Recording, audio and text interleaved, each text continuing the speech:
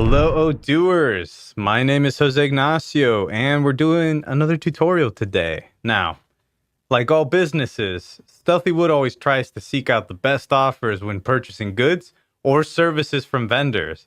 Now, this task may seem daunting, but thanks to Odoo, we have an easy way to simplify and speed up this time-consuming process with a calls for tenders feature.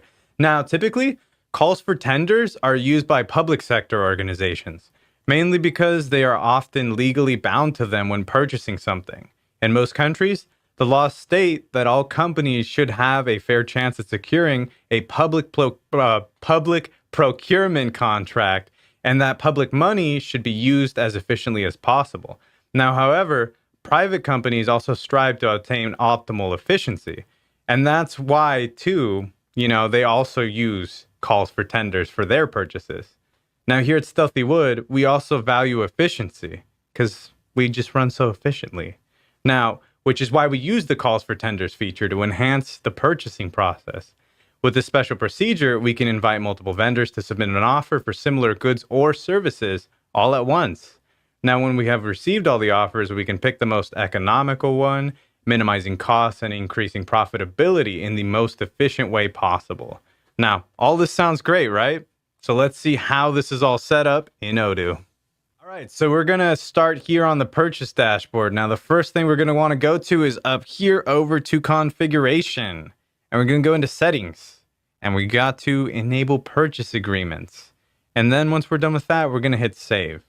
Now, let's configure the calls for tenders by clicking on agreement type, calls for tender, and we're going to hit into edit.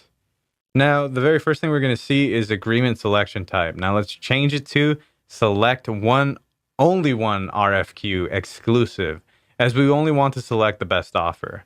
Now, for the lines here, we can select these if the request for quotation should use the same product lines from the calls for tenders or not. Here, we do want to use them. And finally, quantities. We can also specify the product's quantities from the call for tender should be used to fill in new requests for quotations.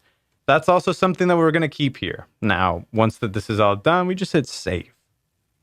Now, got to create one just to show how this works. So we're going to go over to orders, purchase agreements, and we're going to click on to create. Now here, we need to select the right agreement type. In our case, call for tender. Now, if needed, we could also add the desired delivery date or set an agreement deadline by which we need to have, received all of these offers.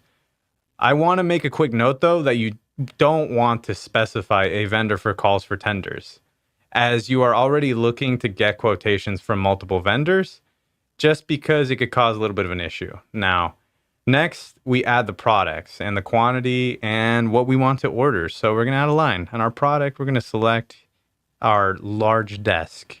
And how many do we want? Let's go with a big number, 50. We're going to go with 50. Now, for calls for tenders, you don't want to add a unit price because we want the vendors to give you their best quote.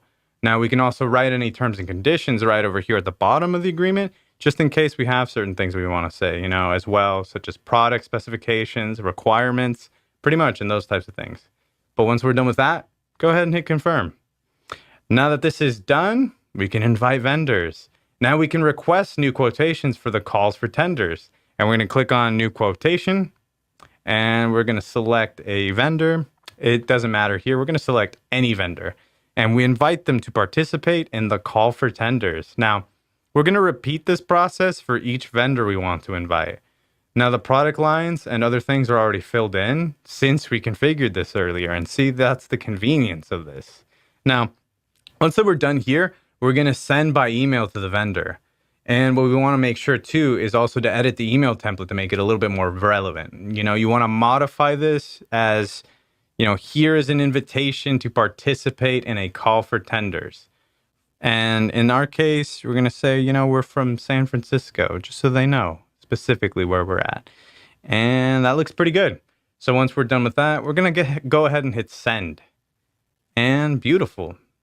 Now, you want to go back to the calls for tenders via the breadcrumbs, which is always convenient, and repeat this process now for the second vendor. And we're going to do it again.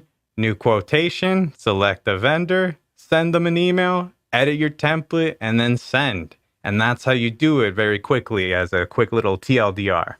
Now, go back to the calls for tenders and let's go ahead and look at something else here now. Now, if you see we have this RFQs and orders button, and let's imagine that both vendors answered that email and they each gave us a quote.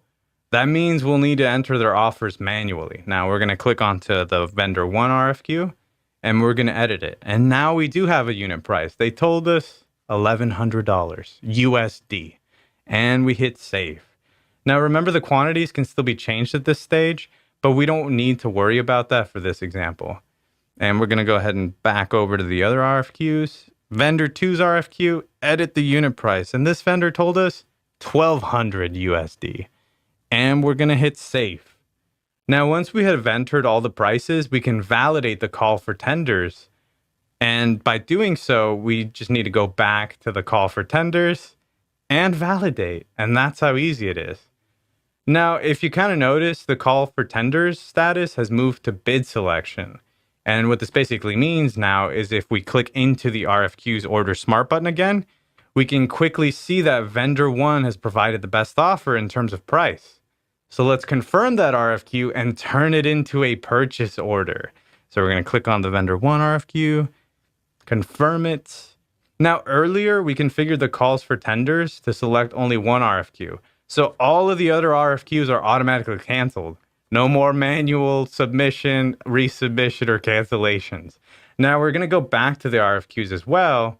And if you kind of notice, RFQ status is canceled. Now, if we go back even further now over to the calls for tenders, you can see also that its status is now closed because we chose one RFQ and confirmed it into a PO.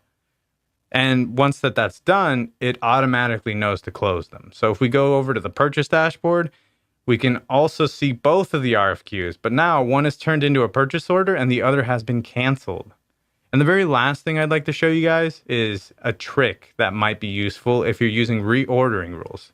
Now, if you aren't familiar with reordering rules, be sure to check out the other Odoo tutorial videos about replenishment for more information. Now, for those of you who are using reordering rules, let's go back over here to the products and select our large desk. If we go on over to the purchase tab below and we hit edit, we can ask Odoo to propose a call for tenders instead of a draft purchase order if necessary. This way, when the large desk runs low in the Stealthywood inventory, Odoo will automatically trigger its reordering rule and create a call for tenders instead of a draft RFQ. Then I can go into the automatically created call for tender and invite vendors, just like we did earlier. Now, as you can see, obtaining the best prices from multiple vendors is now easier than ever with the Odoo Purchase app. Thank you for watching, and I'll see you in the next video.